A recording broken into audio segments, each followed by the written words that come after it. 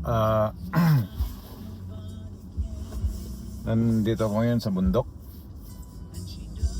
Gusto ko lang i-share kung ano yung opinion ko tungkol doon sa pagka-impeach ni BP Sara. Mahal nating BP Sara. Yung buong angkang Duterte kung sa mga taong nagsisilbing ang kanilang katapatan para sa mga Pilipino.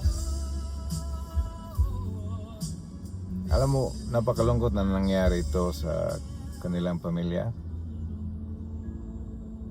Kahit na sa lahat ng ginagawa nilang para sa bayan, para sa bansa. Lalo na kita dahil kung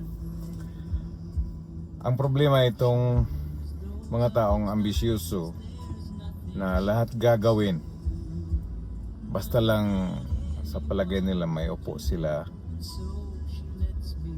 kung saan nila gusto, na kung tutusin karamihan ng mga Pilipino wala talaga siyang pag-asa. Kanyang pangalan po ay tawagin na lang natin si Tambaloslos.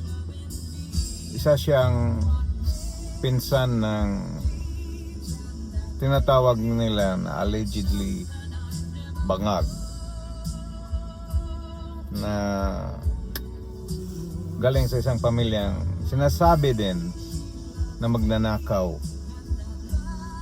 na sa matagal na panahon hindi na ipalibing, nakaratay lang, pero ewan ko lang baka wax lang yun, dahil kinasusuklaman sila ng karamihan ng mga Pilipino na naging biktima ng kanyang karahasan sa pamumuno bilang Pangulo sa mahigit 10 taon, or let's say maaaring 20 taon pamamalakad.